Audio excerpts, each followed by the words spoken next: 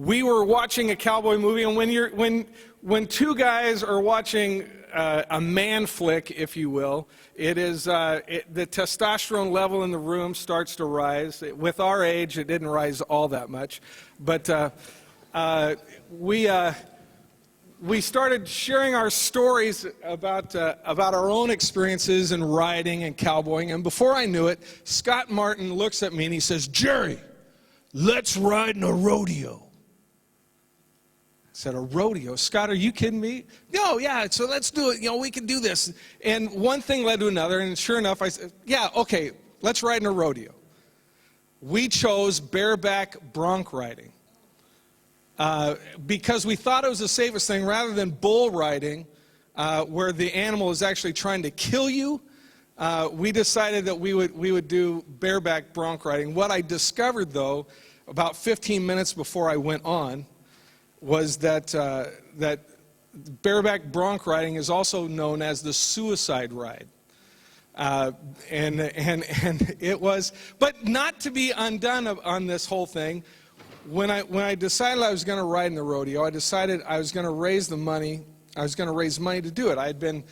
As a youth pastor, at all kinds of different fundraising, did all kinds of a-thons in my lifetime. So we're gonna raise money. And how many of you know in a rodeo, how long do you have to ride on the animal? Do you know? 8 seconds. That's right.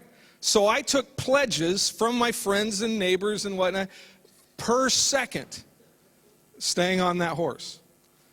When I did that, I raised enough money that if I'd stayed on the horse for a full 8 seconds, I'd have raised about $2,500. Can I tell you, there's a lot easier ways to raise money, okay? And did you hear that one small word in there?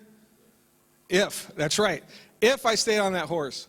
The reality is I was in contact with the horse for about 5 seconds. Do I need to be clicking myself here? There you go. All right. There he is. All right.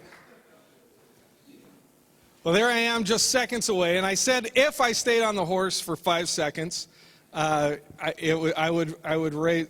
Well, I did stay in contact with the horse. And when I say contact, it's because you see my heel there? I had illusions of grandeur, I will tell you. But I was in contact 2 seconds on top of the horse, literally 2 seconds on the side of the horse, because you see my heel, I was wearing real deal cowboy spurs, right? Hung up on the rigging of the horse. And so my nose was touching my knee while this horse is bucking like crazy.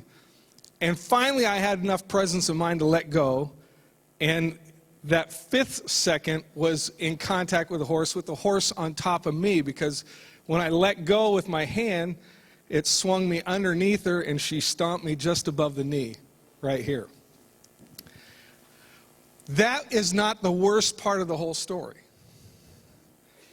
That when I pick myself up, and the adrenaline's still flowing, so I'm not feeling all the pain that's going to happen in my leg. But when I pick myself up, my chaps fell down around my ankles. And it was like bending over and picking up my drawers in front of a crowd of about 3,000 people or so. I don't know how many. But it was the most humiliating part of the whole experience. Now, I tell you that story because that's how we connect with stories. Scott and I connected through a movie and were inspired to try something daring. It's a fun story to tell now. But the interesting thing about stories is that great stories come out of great risk or challenge. And that the stories that we tell, the good ones, are driven out of a real challenge or risk that comes. And that I share that with you today, because if you and I could sit down over a cup of coffee, what would we do? We would share our stories. Because stories become the point of connection for you and I. Stories become the point of connection for relationship, isn't it? And when we can begin to share our stories of our own lives with one another, we find a tremendous amount of connection. The writer of this story out of Africa, Isaac Denison, who is actually Baroness Karen von Blixen, made this statement: to be a person is to have a story to tell. We are an accumulation of 1,000 stories, each of us individually. And I would dare say to be a person of the kingdom is to have a redemptive story to tell. And if we aren't telling a good story with our life, then I think the challenge is, or the question is, are we taking enough risk? Again, without a great risk, there is no great story. And so as individuals in our own lives, personally living kingdom life, is that we've got to put something out there. We've got to risk it.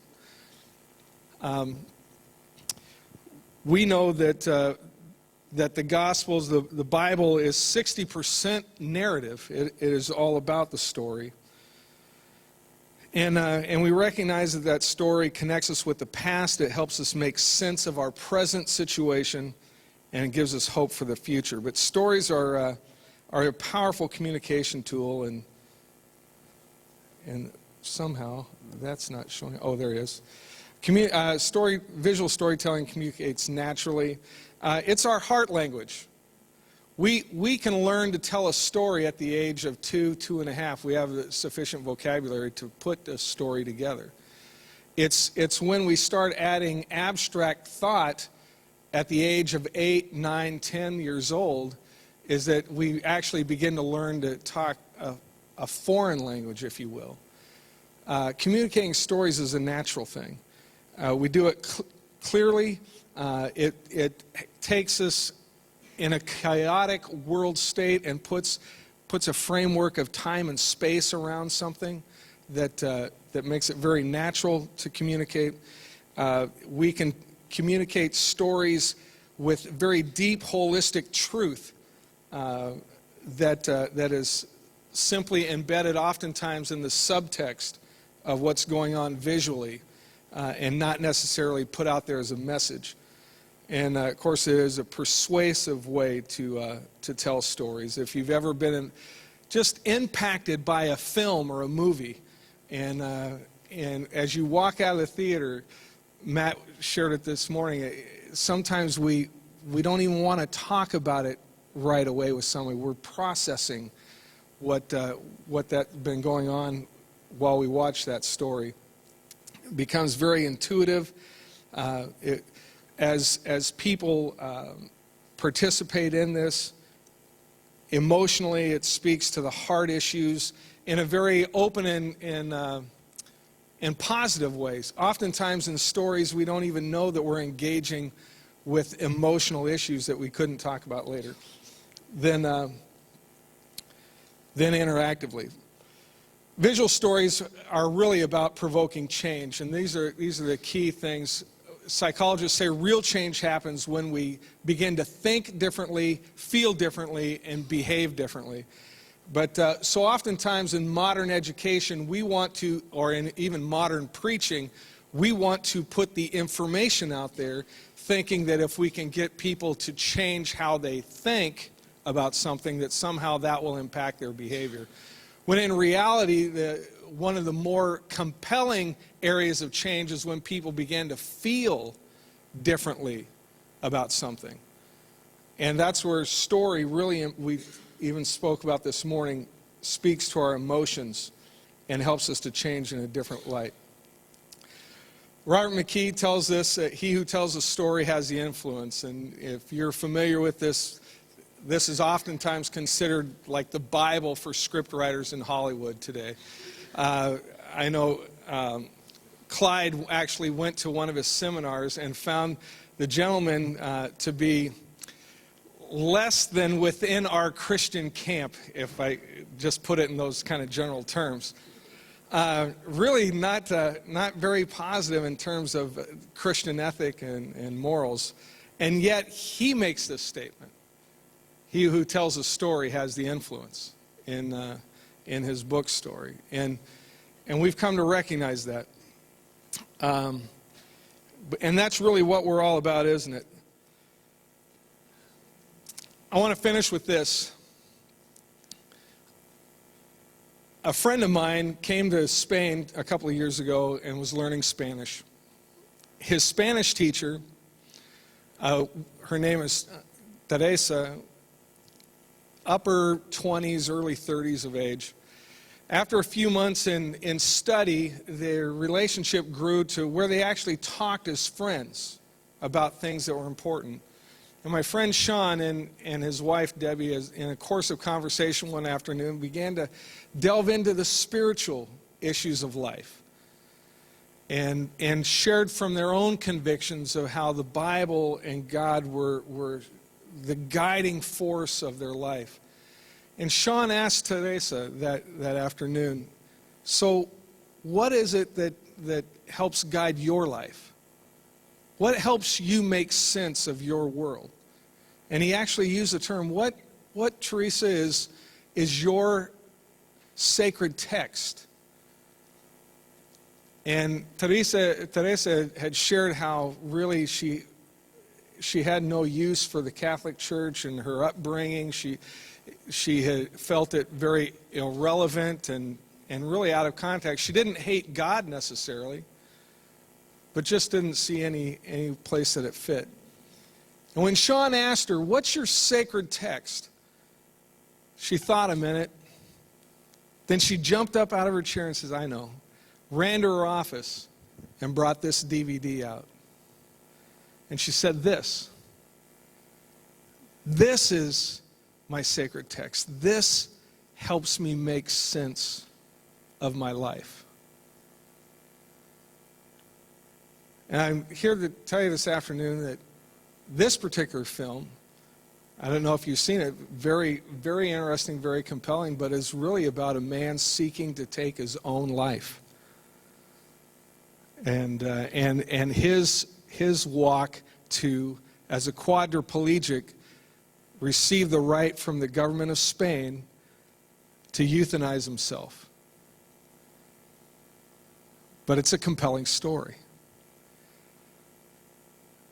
My challenge today is that we will produce stories that speak truth, that will speak to the hearts of people like Teresa, that'll help them make sense of their world and connect them with the God of the Bible and truth through Jesus Christ. So that's it.